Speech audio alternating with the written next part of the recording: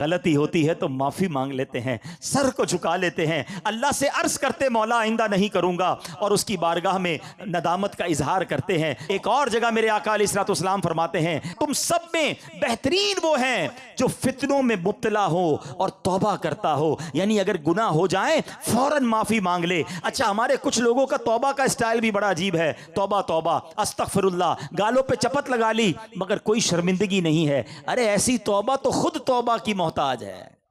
توبہ دل سے ہوتی ہے، توبہ شرم کے ساتھ ہوتی ہے، توبہ ندامت کے ساتھ ہوتی ہے، اور جب ندامت کے ساتھ بس ایک لمحے کی توبہ ہونا، اللہ پچھلے سارے گناہ معاف کر دیتا ہے۔ ابھی تو سنا آپ نے اس نے کیا کیا تھا، اس 40 سال کے گناہگار بندے نے کیا کیا تھا؟ سر چادر میں ڈال کے سر جھکا کر اللہ کو کہا ہی تھا نا کہ اللہ بس معاف کر دے، آج بچا لے۔ اللہ کریم نے اس کے سبب بارش برسا دی۔ وہ دل کا کنیکشن ریکوائرڈ ہے، وہ دل سے محبت اللہ سے درکار ہے، پھر اللہ پچھلے سارے گناہ معاف کر دے گا۔ اور میں نے تو آپ کو قرآن کی آیت سنائی ہے کہ صرف معاف نہیں فرمائے گا، وہ تمہارے گناہوں کو بھی نیکیوں سے بدل دے گا۔ اب ہم توبہ میں کیوں تاخیر کریں، کیوں اس سے دوستی نہ کر لیں؟ اے میرے پیارے اسلامی بھائیوں، توبہ کی تو کیا شان ہے۔ آؤ میں اللہ کی رحمت کا ایک اور واقعہ سناتا ہوں۔ مکاشفۃ القلوب میں امام غزالی علیہ رحمت اللہ الوالی نے یہ واقعہ لکھا۔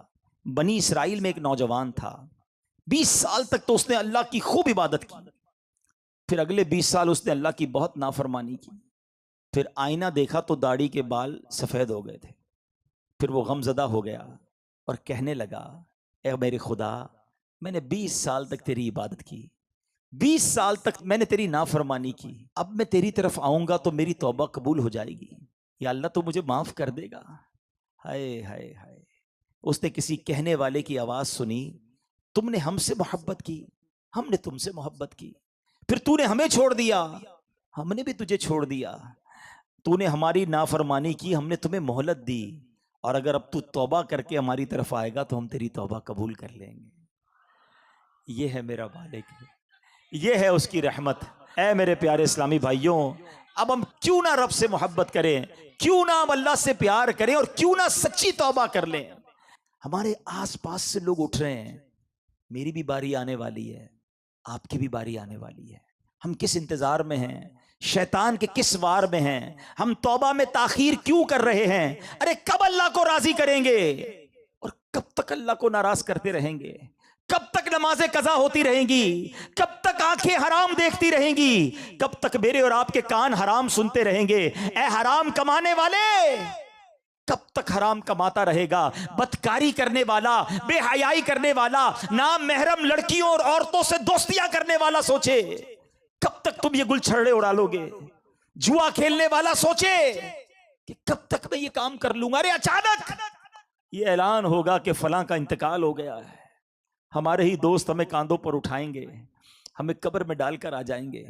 یہ دوست جو آج تھوڑی سی ہماری گھبراہٹ پر ہمارے ساتھ کھڑے ہو جاتے ہیں، پتہ ہے جب قبر میں اتاریں گے نا تو لوگ کہہ رہے ہوں گے ذرا صحیح طریقے سے مٹی ڈالو، کوئی سوراخ باقی نہ بچ جائے، ہوا بھی نہیں چھوڑیں گے، ایک سوراخ بھی نہیں چھوڑیں گے، مجھے اور آپ کو تنہا قبر میں چھوڑ کر آ جائیں گے۔ پھر کیا ہوگا؟ میرے اور آپ کے پاس کیا بچے گا؟ یہ مال، یہ دولت، یہ گاڑی، یہ گھر، یہ شہرت، سب کچھ پیچھے رہ جائے گا۔ اب ہمارے ساتھ قبر میں ہوں گے ہمارے اعمال۔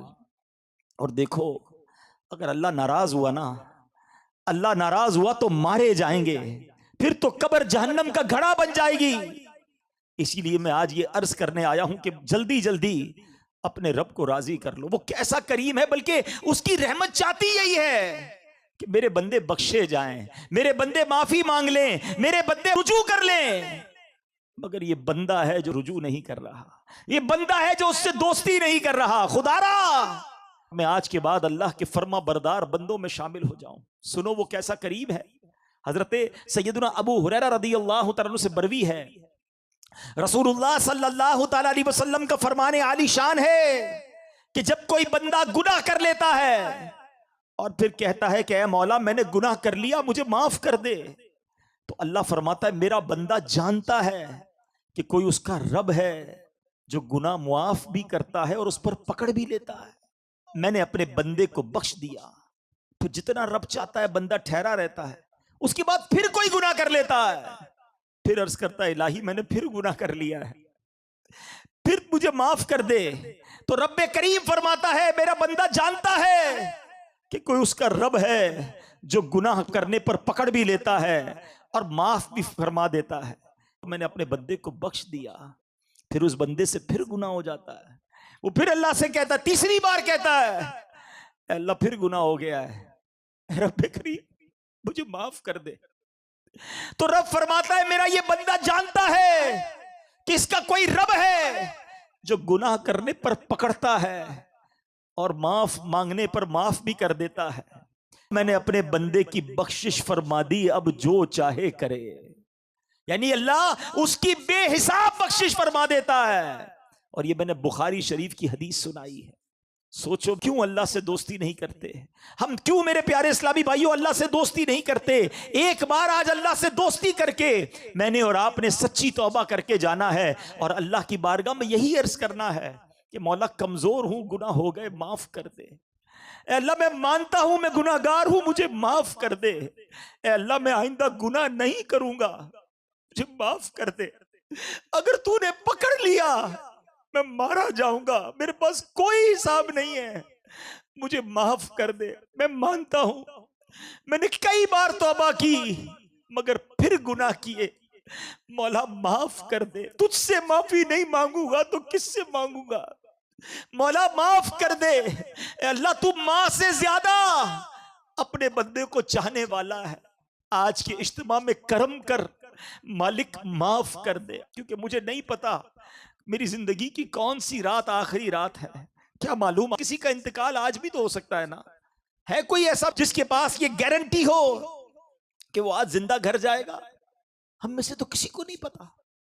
آگاہ اپنی موت سے کوئی بشر نہیں، سامان 100 برس کا ہے، پل کی خبر نہیں، تو پھر کس بات کا انتظار ہے؟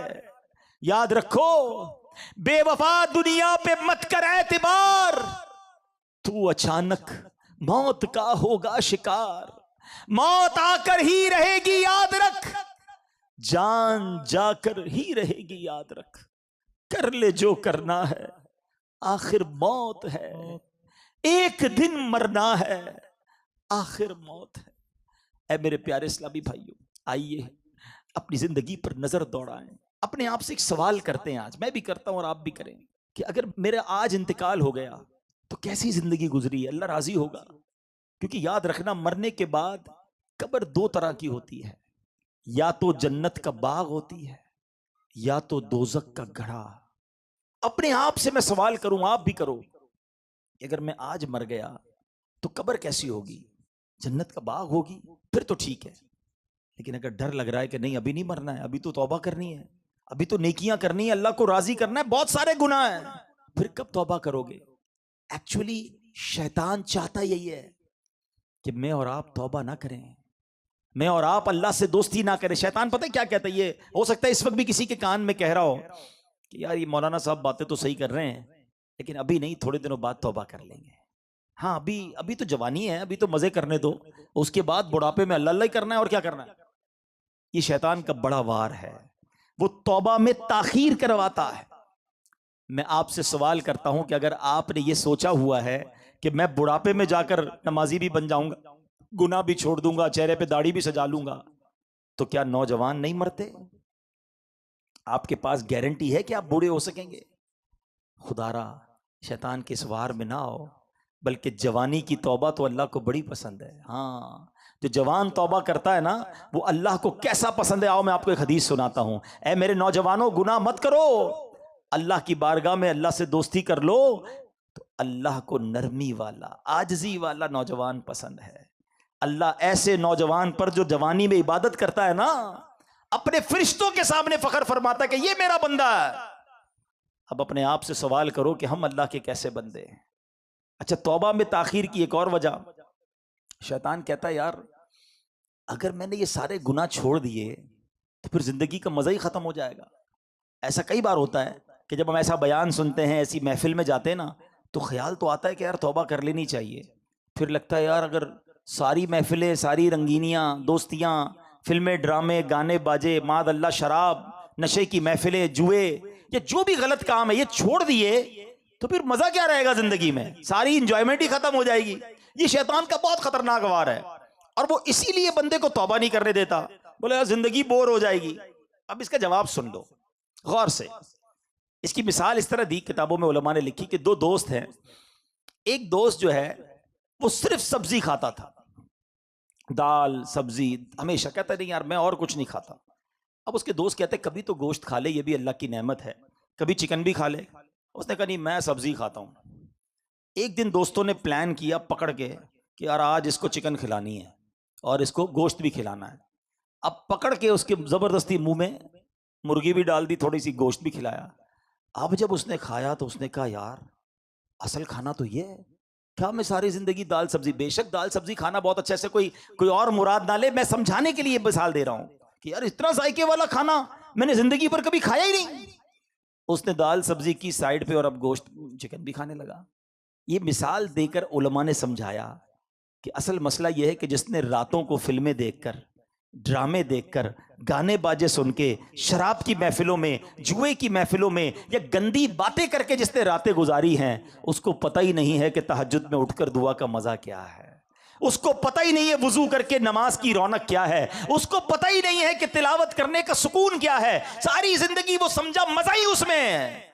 ارے ایک بار اس کام کو چھوڑ کر درود پاک پڑھ کے با وضو سونے کا مزہ بھی دیکھو، تہجد میں اٹھنے کا لطف بھی دیکھو، اپنے رب کی بارگاہ میں اکیلے میں ہاتھ اٹھا کر آنسو بہانے کا جو لطف ہے، خدا کی قسم وہ دنیا کی کسی گندی محفل میں نہیں ہے۔ مسئلہ یہ ہے ہم نے یہ محفل دیکھی ہی نہیں، اللہ کی بارگاہ میں مناجات کی نہیں ہے، تو ہمیں لگتا ہے کہ سارے مزے ختم ہو جائیں گے۔ یہ ہماری بھول ہے۔ یاد رکھو مجھے اور آپ کو رب نے بنایا ہے، اور رب ہی بتائے گا کہ ہمارے دلوں کا سکون کہاں پر ہے۔ اور اللہ نے قرآن میں فرمایا ہے بے شک اللہ کے ذکر میں دلوں کا چین ہے۔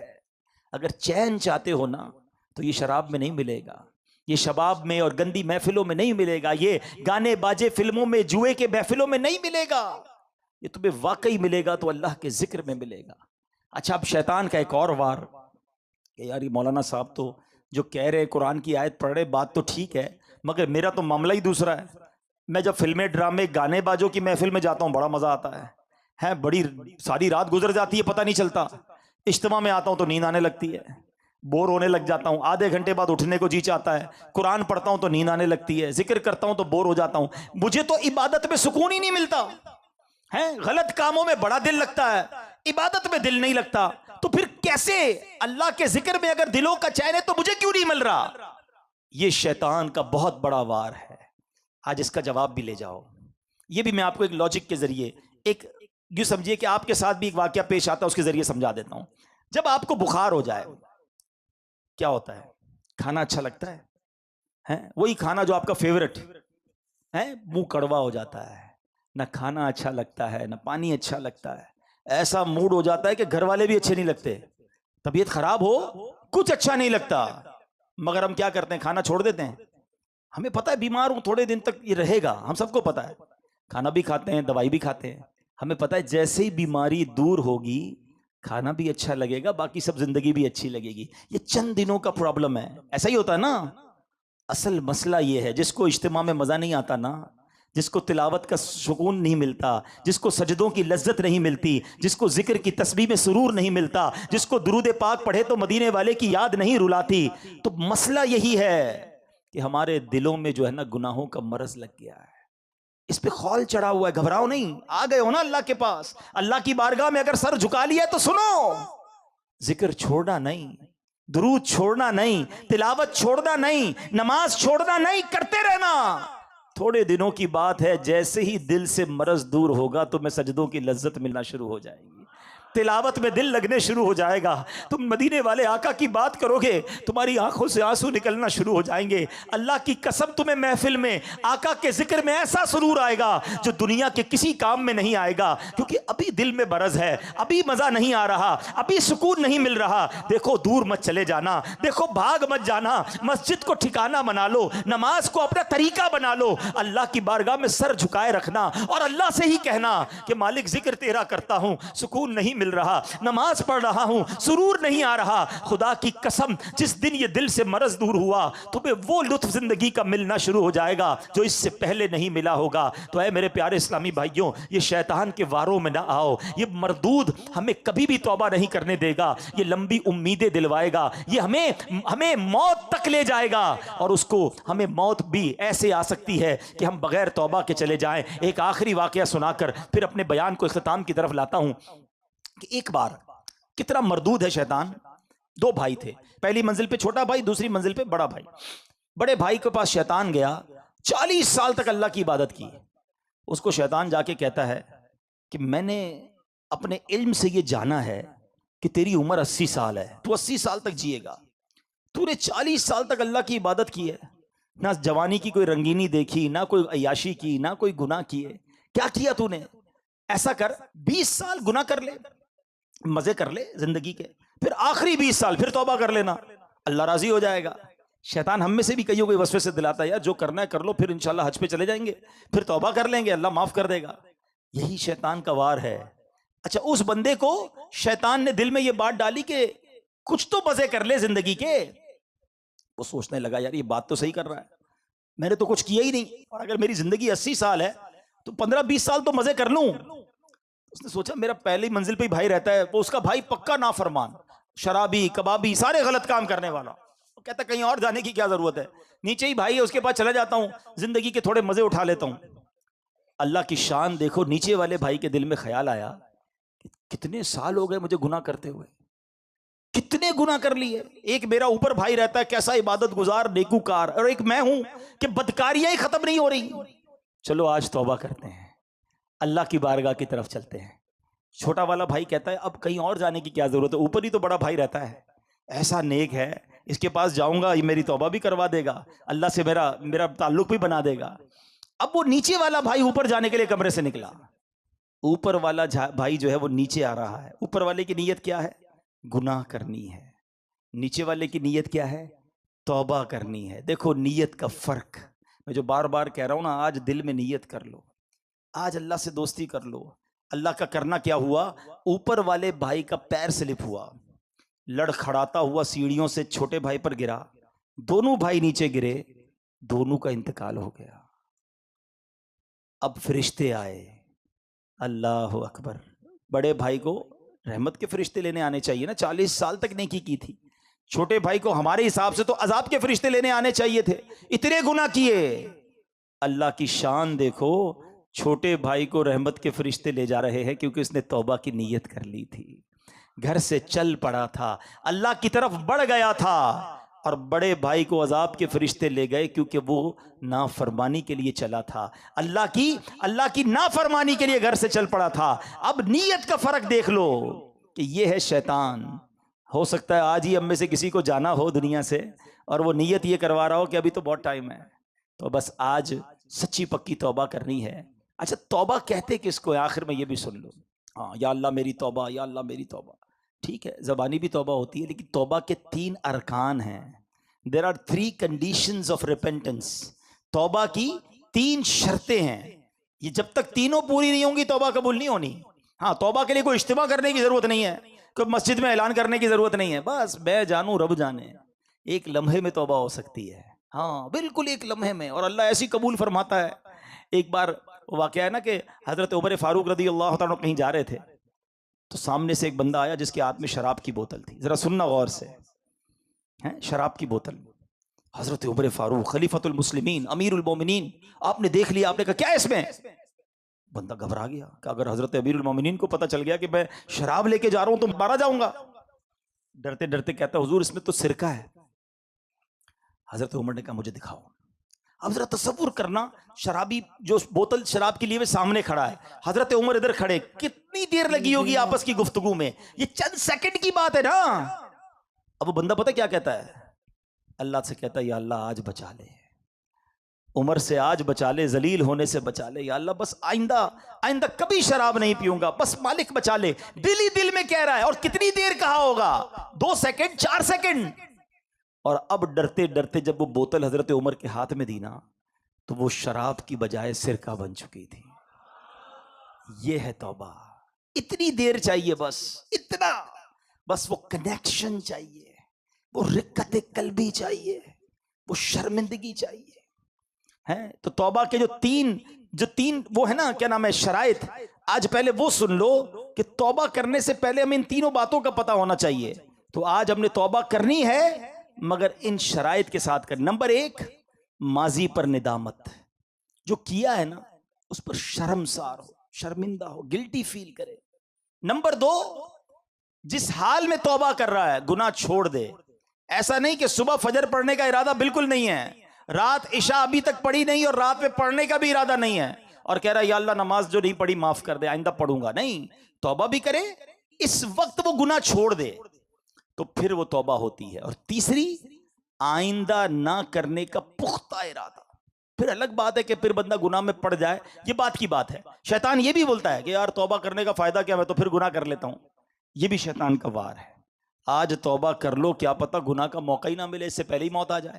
ہمارا کام توبہ کرنا ہے اور اللہ سے عرض کرنا ہے مولا استقامت دے دے۔ تو اے میرے پیارے اسلامی بھائیو، آؤ آج اپنے رب کے حضور سچی پکی ہم نے توبہ کرنی ہے، اور یہی دعوت اسلامی کا پیارا ماحول ہمیں سکھاتا ہے۔ ہم اللہ کے قریب ہو جائیں، اللہ کے نیک بندے بن جائیں، گناہوں والی زندگی کو چھوڑ دیں۔ اچھا، گناہ والی زندگی چھوڑنے ہے نا، تو وہ کیسے چھوٹے گی؟ بھئی نیت تو آپ ہو سکتا ہے ابھی دل میں کر رہے ہوں گے، مجھے کئی آنکھوں میں اشک نظر آ رہے ہیں، کئی دل بے قرار نظر آ رہے ہیں، لیکن پہلے بھی تو ہوا ایسا، لیکن پھر کیوں نہیں بدلتے؟ اس کا ریزن کیا ہے؟ اس کا ایک بڑی وجہ پتہ ہے کیا ہے؟ کہ ہم توبہ کرتے ہیں مگر جا کر بیٹھتے انہی دوستوں میں جو گناہ کرتے ہیں۔ ہم نمازی بنتے ہیں تو ہمارا مذاق اڑاتے ہیں، او بھائی خیر تو ہے، مولوی ہو گیا، جمعہ پڑھتا تھا، ٹھیک ہے، یہ روز نماز پڑھنے کا کیا ضرورت ہے؟ اب جب دوستی مذاق اڑانے والے، بندہ پھر نماز چھوڑ دیتا ہے۔ اگر واقعی نیک بننا چاہتے ہو، اگر آج یہ طے کر لیا ہے نا کہ اللہ سے دوستی کرنی ہے، اب گناہ نہیں کرنے، تو پھر ہمیں اپنی صحبت بھی بدلنی ہوگی، اپنی دوستیاں بھی بدلنی ہوں گی۔ دوست وہ ہوتا ہے جسے دیکھ کر خدا یاد آ جائے۔ سوال ہے میرا آپ سب سے، کوئی ایک دوست ایسا ہے جس کو دیکھ کر خدا یاد آتا ہے؟ ہمارے دوست تو ایسے ہیں جس کو دیکھو تو سنیما یاد آتا ہے، الٹے کام یاد آتے ہیں۔ ایسے دوست نہیں چاہیے۔ دوست وہ بناؤ جسے دیکھ کر خدا یاد آئے، میں گناہ کروں تو مجھے مسجد میں لے جائے، مجھے توبہ کرائے، نہ کہ گناہوں میں مددگار ثابت ہو۔ ہمارا پرابلم ہی یہی ہے، ہم نے دوستیاں ایسی رکھی ہیں۔ عطر والے کی دکان دیکھی ہے نا، پیسے خرچ کرو نہ کرو فری کی خوشبو مل جاتی ہے۔ یہ ہے اچھی صحبت، یہ اچھے بندے کی صحبت ہے۔ اور کہتے ہیں برے بندے دی صحبت یارو جویں دکان لوہاراں، کپڑے پاویں کچھ کچھ پئیے چنگا پہن ہزاراں۔ جتنے بھی کپڑے بچا لو، لوہار کی دکان پر جاؤ تو سوراخ ہو ہی جاتا ہے کپڑوں میں۔ یہی برے دوستوں کی صحبت ہے۔ کچھ لوگ کہتے ہیں میں شراب نہیں پیتا، دوست پیتے میں صرف بیٹھتا ہوں، میں جوا نہیں کھیلتا، دوست کھیل رہے ہوتے میں تو صرف کمپنی دیتا ہوں، میں غلط کام نہیں کرتا۔ ارے اللہ کے بندو، یہ دوست ہی ہوتے ہیں جو تمہیں حرام کی طرف لے جاتے ہیں۔ آج تم شراب نہیں پی رہے مگر کل ایک دن آئے گا کہ تم شرابی بن جاؤ گے۔ آج تم نشہ نہیں کر رہے، لوگ کہتے نہیں میں تو صرف سگریٹ پیتا ہوں، ارے یہی سگریٹ تمہیں آگے جا کے پھر نشے والی سگریٹ بنے گی۔ آج تک کون سا ایسا شرابی اور جواری، یا مجھے جناب کوئی ایک نشہ ہی بتا دو کہ جس کو ماں باپ نے لا کر دیا ہو کہ بیٹا آج تُونے بڑا اچھا کام کیا، لے بیٹا شراب پی لے، ہیں، یا یہ آج چرس کا سگریٹ پی لے، یہ ہیروئن پی لے، کون پلاتا ہے؟ ہمیشہ یہ غلط عادت دوستوں سے ہی لگتی ہے۔ اور بندہ کہتا ہے مجھے اپنے اوپر بڑا اعتماد ہے، میں تو صرف بیٹھتا ہوں۔ یہ بیٹھنے والا ہی آگے جا کے برباد ہوتا ہے۔ چور بناتے ہیں، ڈاکو بناتے ہیں، غلط کاموں کی طرف لے جانے والے یہ دوست ہوتے ہیں۔ خدا را آج طے کر لو کہ میں نے دوست کسے بنانا ہے۔ ارے دوست وہ ہونا چاہیے جو زندگی میں بھی مجھے گناہوں سے بچائے، اور میں مر جاؤں تو میری قبر پر آ کر بھی مجھے ثواب پہنچائے۔ ہمارے تو ایسے دوست ہیں جن کو جنازہ ہی پڑھنا نہیں آتا، کیا ثواب پہنچائیں گے؟ اب طے آپ نے کرنا ہے کہ اگر واقعی